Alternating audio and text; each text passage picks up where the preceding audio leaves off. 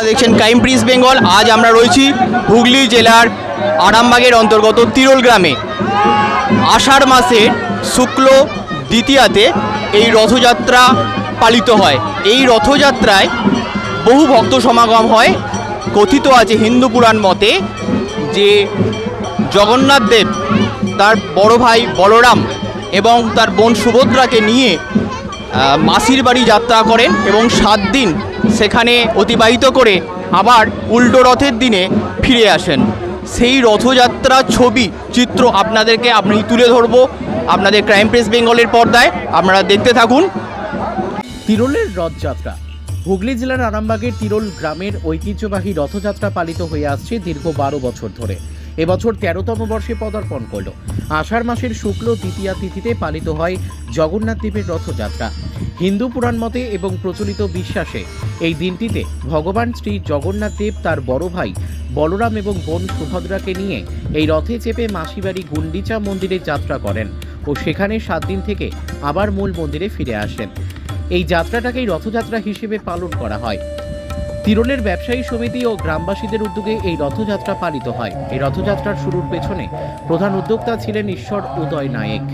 তার স্মৃতিকে সামনে রেখে তিরোল বামুনপুকুর মোড় থেকে রথকে বের করে তিরোল বাসস্ট্যান্ড থেকে তিরোল হাটতলা পর্যন্ত রথের দড়ি টেনে ভক্তরা রথকে নিয়ে যান। গ্রামের এই রথযাত্রা অনুষ্ঠানে আনুমানিক প্রায় 10,000 ভক্ত সমাগম হয়। গ্রামবাসীদের স্বতঃস্ফূর্ত অংশগ্রহণে ওই অনুষ্ঠান যেন আরও আনন্দমুখর হয়ে ওঠে। কচিকাঁচা থেকে শুরু করে সকল স্তরের মহিলা পুরুষেরা এমনকি বৃদ্ধরাও এই রথের দড়িতে হাত দিয়ে জগন্নাথ দেবের কৃপা লাভ করতে এগিয়ে আসেন। সুষ্ঠুভাবে রথকে টেনে নিয়ে যাওয়ার জন্য তিরোল ব্যবসায়ী সমিতির সদস্যরা ও প্রশাসনিক ব্যক্তিরা অন্যান্য ভূমিকা গ্রহণ করেন। রথের শীর্ষে জগন্নাথ দেবের আরতি ও পূজায় থাকেন পুরোহিত বিশ্বনাথ মুখার্জি মহাশয় এবং রথ থেকে প্রসাদ ও পুষ্প বিতরণে তিরোল ব্যবসায়িক সমিতির সদস্যরা অংশগ্রহণ করেন। রথযাত্রার মূল আকর্ষণ জিলাপি ও পাঁপড় ভাজা রাস্তার দুধারে বিক্রি হতেও দেখা যায়। জিলাপির দোকানে সাধারণ মানুষের লম্বা লাইন ছিল চোখে পড়ার মতো। এছাড়াও ফুচকা থেকে শুরু করে মুখরোচক খাবারের দোকান রাস্তার দুধারে ছেলে মেয়েদের ভিড় দেখতে পাওয়া যায়। আমাদের রথযাত্রা এই 13তম বর্ষ পড়েছে। এই উপলক্ষে আমাদের সমস্ত রকম রীতিনীতি অনুযায়ী পুজো পার্বণ করে রথটা আমাদের এইমাত্র সূচনা করেছি। রথটা আস্তে আস্তে ধীরে ধীরে তার মাসির বাড়ির দিকে এগিয়ে যাচ্ছে। সেটা হাটতলাতে যে আমাদের রথটা মাসির বাড়িতে ওইখানে রাখা হবে। কত ভক্ত সমাগম হয় রথযাত্রা? হ্যাঁ, রথযাত্রায় কত ভক্ত সমাগম হয়? রথযাত্রায় প্রায় 10 থেকে 15,000 লোক এখানে সমাগম হয়। আস্তে আস্তে আরও ভিড়টা বাড়বে। এখন সামান্য তো এই আরও আরম্ভ হয়েছে, তো আরও অনেক ভিড় বাড়বে এবং প্রচুর লোক সমাগম হবে। কোথা থেকে রথটা শুরু হলো? রথটা আমাদের প্রথমে শুরু হয়েছিল বাসস্ট্যান্ড থেকেই, আবার এবছর এখন এই বাসস্ট্যান্ড থেকেই আমরা শুরু করি। রথের পুজো করার পর বাসস্ট্যান্ডে আসি, বাসস্ট্যান্ড থেকে আবার আমরা ধীরে ধীরে এগিয়ে যাই। কেমন লাগছে আপনার? হ্যাঁ, খুবই ভালো লাগছে এবং প্রতি বছরই এই দিনটাতে আসি। যতই বৃষ্টি হোক, যতই যাই হোক, জগন্নাথ দেব আমাদেরকে ঠিক টানেন। হ্যাঁ হ্যাঁ, প্রচুর মানুষ আসে, লক্ষ লক্ষ মানুষ আসে, হাজারে তো হয়ই না। এখন টাইমটা যদি ঠিকঠাক থাকে, বৃষ্টি না পড়ে, তাহলে খুব লোকজন আসে এবং আনন্দ করে সবাই। আমাদেরও ভালো লাগে এই রথে এসে। আমার নাম অপর্ণা মণ্ডল। 3 বছর যাবত দেখছি এবং অনেক লোকজনের ভিড় সমাগম হয়। বাইরে থেকে অনেক গ্রাম থেকে অনেক লোকজন আসে। এটা একটা দৃষ্টান্তমূলক জিনিস, যেটা আমরা ছোটবেলা থেকে রথযাত্রা অনুষ্ঠানে দেখিও নি। হয়তো দেখতাম আরামবাগে হতো, কিন্তু তিরোলের রথযাত্রা অনুষ্ঠানটা দেখে খুব আনন্দিত উপভোগ করছি এবং অনেক লোকজন আসছে। এটা একটা তিরোল গ্রামের একটা বিশাল বড় ঐতিহ্য। আর এর থেকে আর কিছু বেশি বলতে পারবো না। এই তো জাস্ট 10 মিনিট। কি হয়? পূর্ণ অর্জন হয়, যেটা সবাই ভাবে যে পাওয়ার পরে। আমাদের প্রথা অনুযায়ী গ্রামের লোকের সহযোগিতায় রথযাত্রা হয়, সেভাবেই চলছে আমাদের। কিভাবে এই রথযাত্রা শুরু হয়েছিল এই গ্রামে? আমাদের প্রথম বাঁশের রথ দিয়ে শুরু হয়েছিল। তারপর আমাদের গ্রামের লোকের সহযোগিতা এবং যিনি তৈরি করেছিলেন রথ, আজকে তিনি আমাদের মধ্যে নেই, উদয় নায়েক, ওনার প্রচেষ্টায় বা উনি পুরো সমস্ত মানুষকে একত্রিত করে উনি নিজের প্রচেষ্টায় এই রথ তৈরি করেছেন।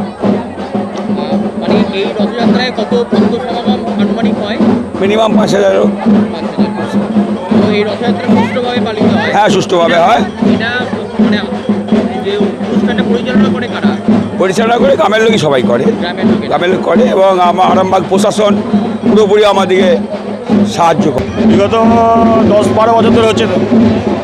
তো এই রথযাত্রায় কত ভক্ত সমাগম হয়? হ্যাঁ, প্রচুর লোকের সমাগম হয়। মোটামুটি কত আনুমানিক? মোটামুটি তো আনুমানিক 1000-700। আর এখানে আরও লোক সংখ্যা বাড়বে, যা শুরু হলো। এই রথযাত্রার মধ্যে দিয়ে কি সাধারণ মানুষকে কি বার্তা দেবেন?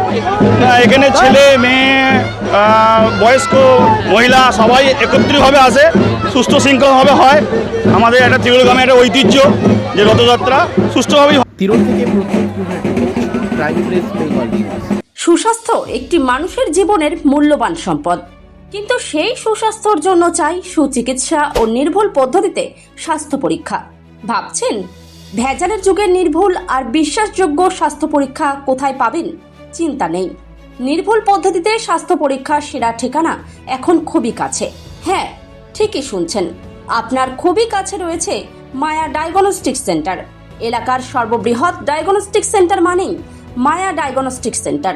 উন্নত মানের মেশিনের সাহায্যে বিশ্বস্ত মানের পদ্ধতিতে স্বাস্থ্য পরীক্ষার সেরা ঠিকানা মায়া ডায়াগনস্টিক সেন্টার। শুধু তাই নয়, মায়া ডায়াগনস্টিক সেন্টার পশ্চিমবঙ্গ সরকার দ্বারা লাইসেন্স প্রাপ্ত, তাই চিন্তার কোনো কারণ নেই। এখানে যাবতীয় ধরনের রক্ত, মলমূত্র, কফ, সুগার, থাইরয়েডের পরীক্ষা করা হয় আর প্রদান করা হয় একেবারে নির্ভুল রিপোর্ট, তাও আবার নির্ধারিত সময়ের মধ্যে। সঙ্গে রয়েছে উন্নত মানের ডিজিটাল এক্স-রে সুবিধা, ইসিজি ও অন্যান্য প্যাথোলজিক্যাল টেস্ট। মায়া ডায়াগনস্টিক সেন্টারের ঠিকানা মনে থাকবে তো? পাণ্ডুগ্রাম বাজার, গোঘাট, হুগলি। পাণ্ডুগ্রাম এসবিআই এটিএম এর একদম কাছে। ও হ্যাঁ, বাড়ি থেকে গিয়ে রক্তের নমুনা সংগ্রহ ও ইসিজির সুব্যবস্থাও রয়েছে। তাহলে আর দেরি কিসের? আরও বিশদে জানতে এখনই যোগাযোগ করুন আমাদের সঙ্গে 7718110120 অথবা 9641610330, 94826060, অথবা সরাসরি ভিজিট করুন মায়া ডায়াগনস্টিক সেন্টারে, পাণ্ডুগ্রাম বাজার, গোঘাট, হুগলি। পাণ্ডুগ্রাম এসবিআই এটিএম এর একদম সন্নিকটে।